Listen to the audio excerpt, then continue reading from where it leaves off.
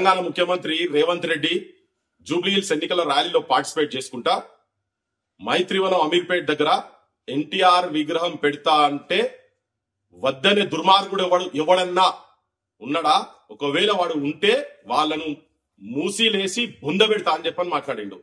చలో, నేను ఎన్టీ రామారావు విగ్రహాన్ని పెడితే వ్యతిరేకిస్తున్నా, బరాబర్ వ్యతిరేకిస్తా. నువ్వు ఎప్పుడు నన్ను మూసిలేసి బొంద పెడతావో రేవంత్ రెడ్డి, పృథ్వీరాజ్ నీ గురించి వెయిట్ చేస్తున్నాడు. ఈడ తెలంగాణ సమాజానికి మొత్తం ఆయన ఏంటో తెలుగు ప్రజలు అని అన్నాడు కదా, అందరికీ నన్ను ఒక విజ్ఞప్తి ఏంటంటే, ఈ ప్రాంత అస్తిత్వం గురించి, ఇక్కడ దాని గురించి మాకు అభిమానం ఉంటది. మీ ప్రాంత అస్తిత్వం గురించి మీకు అభిమానం ఉంటే మాకేం ఇబ్బంది ఏం లేదు. ఇప్పటికే ఎన్టీఆర్ ఘాట్ ఉన్నది ఇక్కడ. ప్రతి ఊర్లో, ప్రతి జిల్లాలో హెడ్ క్వార్టర్ లో ఇక్కడ ఎన్టీఆర్ విగ్రహాలు ఉన్నాయి. మా విగ్రహాలు, మా చెన్నారెడ్డి విగ్రహాలు, మా పివి నరసింహారావు విగ్రహాలు ఎక్కడ కూడా మీ ఆంధ్ర ప్రాంతంలో లేవు. లేకపోతే ఇప్పుడు కొత్తగా ఇప్పుడు కడుతున్నాడు కదా, క్యాపిటల్ సిటీ కడుతున్నాడు కదా చంద్రబాబు నాయుడు, అక్కడ ఉన్న మా ఊళ్ళో విగ్రహాలు పెడతారా చెప్పండి. మరి ఎన్ని విగ్రహాలు పెడతారు చెప్పండి. మీరు అది పెట్టారు. నేను రోషయ్య విగ్రహం పెట్టినప్పుడు ఇదే మాట చెప్పినా, ఇప్పుడు చెప్తున్నా, మళ్ళీ చెప్తున్నా, ఎన్టీ రామారావు విగ్రహాన్ని ఎందుకు పెట్టదు? ఒకవేళ పెట్టాలంటే ఆంధ్రప్రదేశ్ రాష్ట్ర ముఖ్యమంత్రి కనుక పెట్టాలని ఒక ఆర్గ్యుమెంట్ ఉండొచ్చు. రెండోది, ఆయన ఒక పెద్ద నటుడు, ప్రజాదరణ పొందినటువంటి నటుడు అనేది ఉండొచ్చు. రెండు అంశాలు ఉండొచ్చు. దీని విషయంలో నేను ప్రజాదరణ కాడికి కనుక అంటే నటన కాడికి వస్తే మాత్రం తెలంగాణకు సంబంధించినటువంటి, ఈ ప్రాంతానికి సంబంధించినటువంటి పైడి రాజు దాదాపు 66 సంవత్సరాలు మరాఠీలో, హిందీలో, బంగాల్లో, గుజరాతీలో సినిమాలు తీసి 66 ఏళ్ళు సినిమా ఫీల్డ్ లో ఆయన ఉన్నాడు. ఆయన సిరిసిల్ల వాసి. తనది ఎక్కడ కనబడదు నీకు, నీ సోయిలో ముఖ్యమంత్రికి తన చరిత్ర ఎక్కడ కనబడదు. ప్రభాకర్ రెడ్డి గారు కూడా అక్కడ చిత్రపురి కాలనీకి 10 ఎకరాలు, చెన్నై నుంచి ఇక్కడికి సినిమా ఇండస్ట్రీ షిఫ్ట్ అవుతుంది అన్నప్పుడు 10 ఎకరాల భూమి ఇచ్చినోడు. తన పేరు నీకు ఎక్కడ కనబడదు. తన కూడా దాదాపు 370 సినిమాలు, 40 ఏళ్ళు పైన ప్రభాకర్ రెడ్డి గారు కూడా సినిమా ఇండస్ట్రీలో ఉండే. కాంతారావు గారు, ఇది కోదాడికి సంబంధించినటువంటి వ్యక్తి, తన కూడా 40 సంవత్సరాల పెద్ద, తన కూడా పౌరాణికము అంటే విభిన్న పాత్రలు వేసినటువంటి వాళ్ళు, ఆయనను కూడా బొందబెట్టారు. ఈ చరిత్ర అంతా, తెలంగాణ చరిత్ర, ట్యాంక్ బండ్లో పెట్టిన విగ్రహాలను కూడా మేము ఎందుకు వల్లగొట్టినాము అనంటే, మా చరిత్ర ఇక్కడ అస్తిత్వాన్ని అక్కడ ప్రతిబింబించే రీతిగా లేదు. మెజారిటీ మొత్తం వాళ్ళ 80% పైన విగ్రహాలు ఆంధ్రాకు సంబంధించినటువంటి వాళ్ళే పెట్టారు కనుక ప్రజలు తిరగబడ్డారు, అందరూ కులగొట్టారు, తీసుకుపోయి ట్యాంక్ బండ్ పాలు చేసిండ్రు. సో సినిమా ఇండస్ట్రీలో ఒకవేళ నువ్వు పెట్టాలనుకుంటే, లేకపోతే కళా రంగాలలో నువ్వు పెట్టాలనుకుంటే, మా సుక్క సత్యయ్య గారి విగ్రహం తీసుకుపోయి అక్కడ పెట్టిపి దాదాపు 20,000 ప్రోగ్రాంలు పైన అంతర్జాతీయ స్థాయిలో, యు నేమ్ ఎ నేషన్, ఎక్కడ పోయినా కానీ తన ప్రదర్శనలు గంటల తరబడి, ధారాళంగా, గంటలు కాదు కొన్ని రోజులు ఇట్లా ఆయన అభినయం కావచ్చు, ఆయన కథలు, మల్లన్న కథలు, ఎల్లమ్మ కథలు ఇట్లా చెప్పుకుంటూ తిరిగిండు. పల్లె కాదు, అంతర్జాతీయ స్థాయిలో కూడా వాళ్ళ విగ్రహాలు పెట్టాలి. ఎక్కడున్నాయి సుక్క సత్య విగ్రహం? ఆడ పెడతావా? పెట్టు మైత్రివనం దగ్గర. ఇంకా రాజకీయాల కాడికి వచ్చినాం అనుకో, మాకు ఎన్టీ రామారావు ప్రభుత్వంలో యువకులకు అన్యాయం జరిగింది. 610 జీవో తీసుకొచ్చి అమలు చేయలేదాన్ని. 58,000 ఉద్యోగాలు అప్పటికే 86-87 సంవత్సరంలోనే ఆంధ్ర ప్రాంతం వాళ్ళు ఇక్కడ ఇల్లీగల్ గా వచ్చి ఇక్కడ తిష్ట వేసి కూర్చున్నారు. వీళ్ళందరినీ అక్కడ పంపించాలి, అవసరమైతే ఖాళీ లేకుండా సూపర్ న్యూమర్ పోస్టులు క్రియేట్ చేసినా కానీ ఆంధ్ర ప్రాంతానికి పంపించాలని చెప్పని అప్పుడు ఆ జీవో తీస్తే ఆ జీవో అమలు చేయలేదు. ఇంకోటి, మా తెలంగాణకు సంబంధించినటువంటి రీజనల్ బోర్డ్ ను కూడా తీసి పడేసిండు, బంద్ చేసేసిండు ఎన్టీ రామారావు.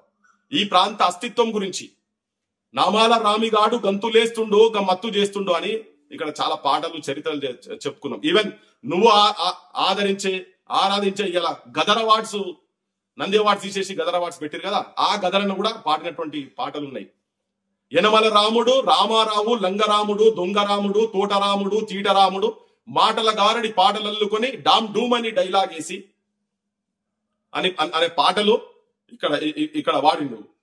పోతవురో రామన్న అని ఆయన పోకముందు, అధికారం నుంచి పోకముందు అన్నారు. పోయిన తర్వాత పోతివిరో రామన్న, పేదోల్లా ఉసురు దలిగి పోతివిరో రామన్న, బీదోల్లా ఉసురు దలిగి పోతివిరో రామన్న, మా బిడ్డల ఉసురు దలిగి, పసి గుడ్డుల ఉసురు దలిగి, మా రైతుల ఉసురు దలిగి నువ్వు పోతివిరో రామన్న అని చెప్పి ఇక్కడ సాహిత్యం వచ్చింది. కూలి పెంచుమని అన్నదే పాపం, కుత్కే మీద కత్తి బల్లెం పెడితివి, దొరల పనులకు బంధు పెడితే ఎవలకు బంధుకు సూటి పెట్టినవని చెప్పని, పాడుబడ్డ బంజరు భూములల్లా నాగలి దున్ని నాట్లేసుకుంటే కూలి రైతులను ఎంబడిబడి కుత్కెల దాకా వాళ్ళ నెత్తురు దాగినవని చెప్పని సాహిత్యం ఇక్కడ పుట్టింది, ఇక్కడ జనం లోపల పోయింది. ఇవన్నీ వచ్చినాయి. ఎన్టీ రామారావు ఎసొంటి వ్యక్తి. ఎన్టీ రామారావు తెలంగాణ అన్నలే నక్సలైట్లే దేశభక్తులు అన్నాడు, నక్సలైట్లే నా అన్నలు అన్నాడు. గద్దెకెక్కిన మరుసటి రోజు రాడికల్లు సార్ నమ్మని చంపి రక్తం బొట్టు పెట్టుకున్నాడు అని చెప్పనే అనే చరిత్ర ఆయనది ఉన్నది. ఇక చాలా మంది రాజకీయ నాయకులు చెప్తారు ఆయన 16 ఏళ్ళ పిల్లని చేసుకొని బొందల మీద శవాలకు పూజలు చేసిందని కూడా చాలా మంది చెప్తారు. ఈయన దానిలంతా బోదలుచుకోలే. సో మా ప్రాంతము, మా అస్తిత్వానికి సంబంధించినటువంటి తెలంగాణ ప్రాంత అస్తిత్వానికి సంబంధించినటువంటి వ్యక్తుల విగ్రహాలు పెడితే మేము యాక్సెప్ట్ చేస్తాం. బరాబర్ ముఖ్యమంత్రి రేవంత్ రెడ్డి, ఇప్పుడు నువ్వు చెప్తున్నావు కదా మూసిలేసి తొక్కుతా అని. అసలు నీ నరాల మూసి నీళ్ల లెక్క నరాల మురికి ప్రవరిస్తుందా నీకు? నీ నరాలల్లా నీ మెదడు ఒక సెప్టిక్ ట్యాంక్ అయింది. నీకు థింక్ ట్యాంక్ కాదు సెప్టిక్ ట్యాంక్ అని ఇంత ముందే చెప్పిన. ఏడ బొంద పెడతావు? ఎడ చర్చకు వస్తావు చెప్పు. అసలు నువ్వు నీ జీన్స్ నాకు తెలిసి నువ్వు ఇక్కడోని కాదు. నాకు చాలా బాధతో చెప్తున్నా నేను. తెలంగాణ ప్రాంతం వానివైతే మాత్రము ఈ ప్రాంత అస్తిత్వం వ్యతిరేకంగా, ఈ ప్రాంత అమరులను, ఈ ప్రాంత త్యాగాలకు భంగం కలిసే విధంగా ఈ ప్రాంతంలో ఉన్నటువంటి ఉద్యమకారులకు గుండె మీద గడ్డపార పెట్టి కొట్టినట్టు నువ్వు నీ మాటలు మాట్లాడవు. బరాబర్ చెప్తున్నా కదా, నువ్వు ఎప్పుడు మూసిలేస్తావో చెప్పు. దీన్ని నేను కూడా తెలంగాణ మొత్తం తీసుకుపోతా. తెలంగాణ ప్రజలారా మేల్కొనండి, చూడండి ఎంత దుర్మార్గుడు. ప్రతిసారి అమరుల కుటుంబాలకు 100 రోజుల లోపల ఐడెంటిఫై చేసి వాళ్లకు ఆదుకుంటా అన్నాడు, ఆసరగా ఉంటా అన్నాడు. లేడు, ఉట్టి డైలాగులోడు, చటాకు లేడు. కానీ చాలా పెద్ద మాటలు మాట్లాడుతుంది. ఇది కరెక్ట్ కాదు. తెలంగాణ ఉద్యమం ముంగట నువ్వు కింతోని, నువ్వు తెలంగాణ ప్రజల ముంగట జైళ్లలో పోయిన వాళ్ళు, తెలంగాణ గురించి పాటలు పాడినోళ్ళు, పాటలు రాసేటోళ్ళు, తెలంగాణ ఉద్యమంలో లాఠీ దెబ్బలు తిన్నోళ్ళు అందరు కూడా బాధపడుతున్నారు. నువ్వు మాట్లాడే మాటకు బాధపడుతున్నారు. నేను కూడా 2 రోజులు చూసిన. ఎవరన్నా బీఆర్ఎస్ వాడు కూడా మాట్లాడతారా అని చెప్పని బీఆర్ఎస్ వాళ్ళు మాట్లాడలేదు, బీజేపీ వాళ్ళు మాట్లాడతారంటే బీజేపీ వాళ్ళు మాట్లాడలేదు. వీళ్ళు ఎవరు మాట్లాడరు, వీళ్ళు కేవలం రాజకీయాలు కావాలి. ఈ ప్రాంత అస్తిత్వం గురించి, ఈ ప్రాంత ఆత్మగౌరవాన్ని కాపాడాల్సిన బాధ్యత తెలంగాణ యువతరం చేతులలో ఉన్నది. వాళ్ళ త్యాగాల ప్రతీకలుగా మనం ఉన్నాం కాబట్టే ఇటువంటి దుర్మార్గపు ముఖ్యమంత్రిని, అసలు ఈ ముఖ్యమంత్రి కనకపు సింహాసనం మీద శుభలగ్నమున ఈయన గట పట్టం కడితే వెనకటి గుణమేల మారు అన్నట్టుగా ఈయన వెనకట మొత్తము టీడీపీ వాళ్ళ దగ్గర ఉండి టీడీపీలో అరాచకాలు చేసినటువంటి టీడీపీ ఎన్టీ రామారావును పెద్ద అయినట. చంద్రబాబు తెలుగుదేశం గవర్నమెంట్ ఉందా, కాంగ్రెస్ గవర్నమెంట్ ఉందా మాకు అర్థమైతలేదు. నీ బుద్ధులు, వెనకటి బుద్ధులు నువ్వేం బొడగొట్టుకోలే. నీ బాంచన్గిరి, నీ బ్రోకరిజం, వాళ్ళ దగ్గర పైసల కక్కుతిపడి వాళ్ళ దగ్గర ఉండి వాళ్ళ మోచేతి కింద నీళ్ళు అవుతున్నా చూసినారు రేవంత్ రెడ్డి. తెలంగాణ ప్రజలు మొత్తం గమనిస్తున్నారు. నీకు తెలుసు ఇటువంటి మాటలు ఇక్కడ నుంచి తెలంగాణ నుంచి వస్తాయి. అందుకే నువ్వు కావాలని ఎవడన్నా అని మాట్లాడినావు కదా. ఇంకా నేను ఎవడన్నా అని మాట్లాడతలేను. ఇంకా నిన్ను మాట్లాడే రోజులు తెచ్చుకోకు. కానీ మూసులో పడేస్తే తొక్కుతా అంటున్నావు కదా. ఎవరిని మూసిలో పడేసి తొక్కుతారో జనం రేపు పొద్దుగాల డిసైడ్ చేస్తారు. జనం కూడా చూస్తున్నారు. జనం కూడా నీ ఆగడాలు చూస్తున్నారు. మేము ఇంతకుముందు రోషయ్య విగ్రహం నువ్వు పెట్టినప్పుడు కూడా మేము ఆపోజ్ చేసినాం. నువ్వు మా అమరుల స్తూపమును తెలంగాణ సెక్రటేరియట్ మధ్యలో రాజీవ్ గాంధీ విగ్రహం పెట్టినప్పుడు కూడా మేము ఆపోజ్ చేసినాం. మ్యూజిక్ జయ జయ హే తెలంగాణ మ్యూజిక్ కూడా ఆంధ్రతో కొట్టించినప్పుడు కూడా మేము ఆపోజ్ చేసినాం. ఇప్పుడు కూడా చెప్తున్నాం, నువ్వు ప్రతి దగ్గర తెలంగాణకు వ్యతిరేకమైనటువంటి పనులు చేస్తున్నావు. తెలంగాణ వ్యతిరేక వాదాన్ని నీ మొత్తం ఒంటి నిండా నింపుకొని విషం కక్కుతున్నావు. నువ్వు 100 సర్పాల కన్నా ప్రమాదకరమైన వ్యక్తి అనుముల రేవంత్ రెడ్డి అని ఒక నీ జెనెటికల్ గా ఆంధ్ర జీన్స్ ఉన్నాయేమో నీకు మాకు తెలియదు. నిజమైన ఆంధ్రోలు కూడా ఇట్లా మాట్లాడకపోవచ్చు. నేను కూడా వాళ్ళందరూ మీకు అట్టయితే కావచ్చు, కానీ మా ప్రాంతంలో ఉన్నటువంటి వాళ్ళను గౌరవించకుండా నువ్వు వాళ్ళను తీసుకొచ్చి ఎన్టీ రామారావు విగ్రహాలు పెడతా అంటే మాత్రం ఎన్నడో ఒక రోజు గుర్తుపెట్టుకోని ఇక్కడ పెట్టినోడు ఇవ్వాలని నువ్వు సంబరపడుతుండొచ్చు.